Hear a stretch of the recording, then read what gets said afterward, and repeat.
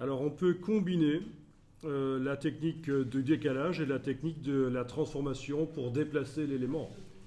Donc par exemple, le premier contour, là, celui qui a 6 points chez moi, le bien épais là, je peux le décaler vers la droite et vers le bas en lui mettant sur lui un effet de transformation en plus de son effet de décalage.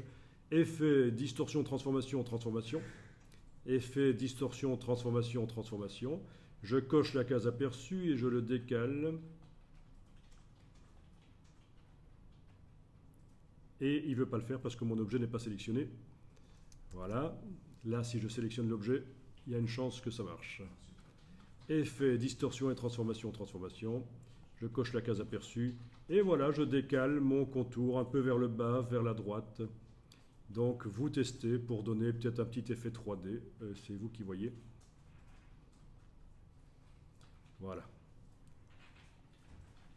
Ok.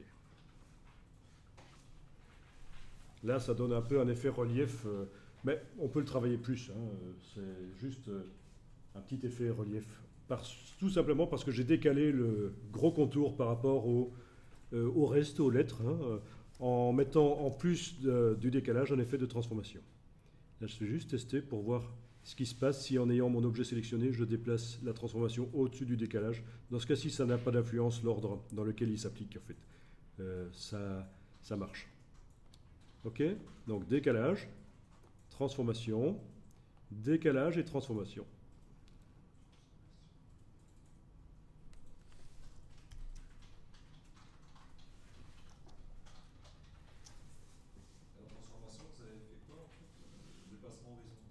Oui, je l'ai déplacé vers la droite et le bas.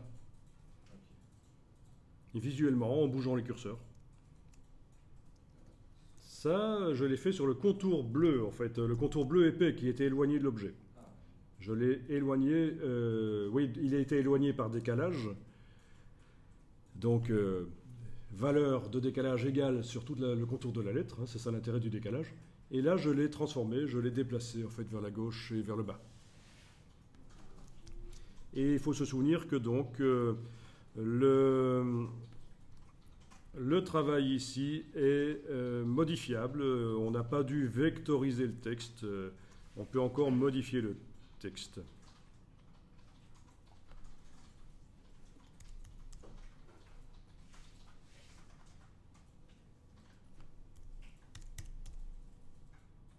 Voilà.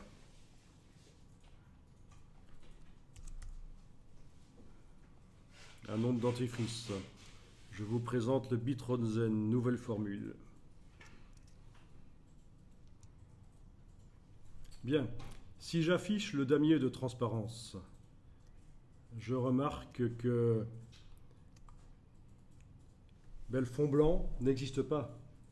Si je mets ça sur d'autres objets, sur des images, le fond blanc entre le fond vert et le contour, il n'est pas là, il n'existe pas.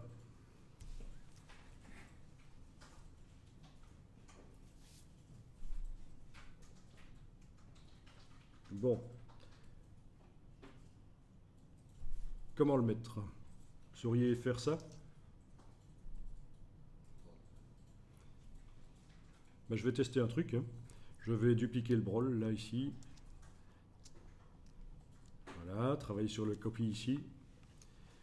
Il est sélectionné. Je vais ajouter un fond ou dupliquer celui-là, peut-être ce fond-là.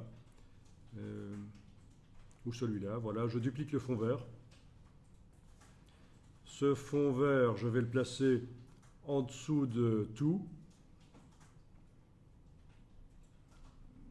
Je vais lui dire qu'il doit être blanc. Voilà. Donc en dessous, j'ai un fond blanc qui a la même dimension que les lettres, telles que le designer les a créées. Et sur ce fond blanc, je vais mettre un effet de décalage. Je déplace avec la touche Alt l'effet de décalage qui est sur le contour. Et bien voilà.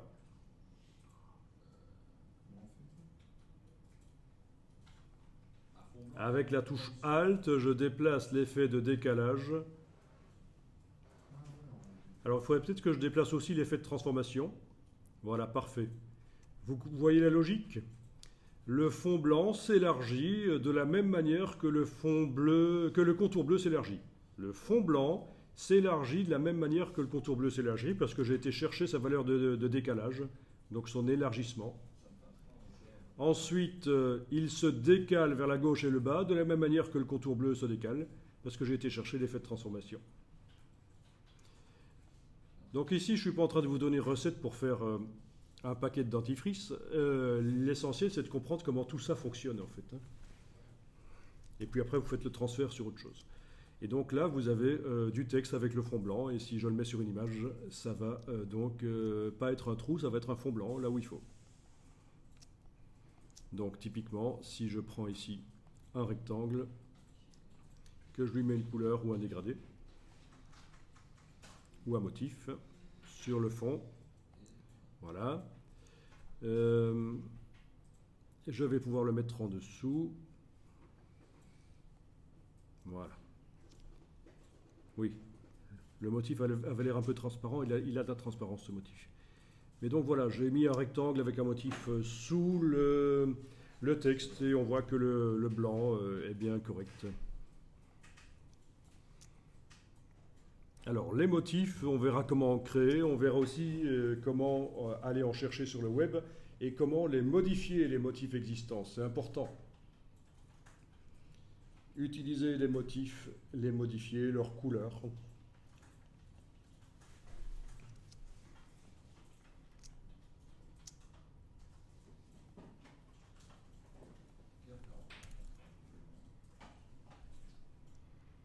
Ça a été pour le texte donc, pour mettre le fond blanc.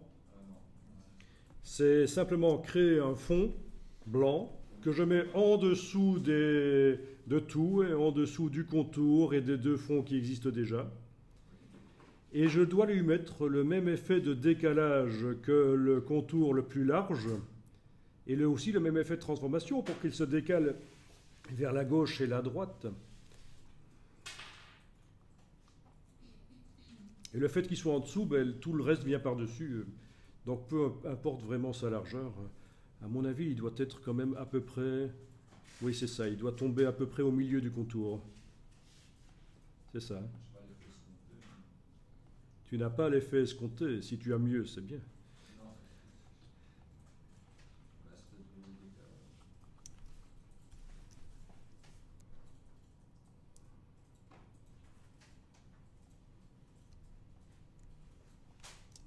C'est plus pas à cause de mon contour. Le blanc passe derrière et le contour fait que. Ok. Je sélectionne le texte. Je clique sous l'empilement de tout dans la palette aspect. Donc ça veut dire que je travaille sur tout l'objet. Si je sélectionne le texte, la ligne de base du texte et que je clique sous la palette aspect là, en dessous de tout, ça veut dire que je ne travaille pas spécifiquement sur un fond ou un contour. Et je vais aller mettre un effet d'arrondi, parce que je voudrais arrondir les lettres. Effet spécial arrondi, on l'a essayé tout à l'heure sur des rectangles.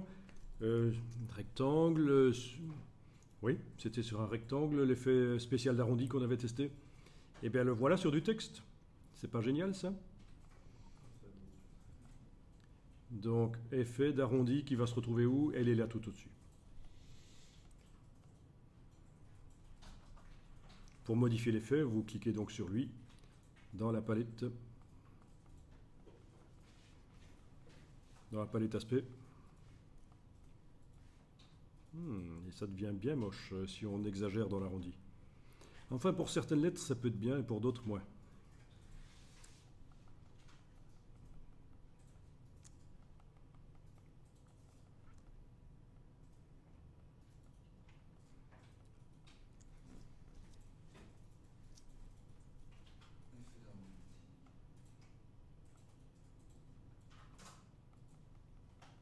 Là, on tombe dans les années 70, c'est les Barbapapa. Vous avez fait ça en contour alors?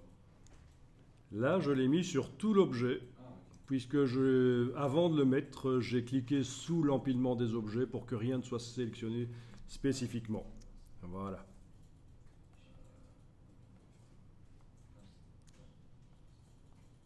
Bon, ben finalement, je ne vais pas le laisser, ou alors je le laisse comme ça. Juste pour montrer, oui. Ok. Mais c'est vrai que ça peut être intéressant, hein. Vous transformez les polices de caractère en leur mettant un arrondi. Il y a juste un problème sur le contour décalé, le gros contour bleu décalé, c'est pas génial, mais voilà.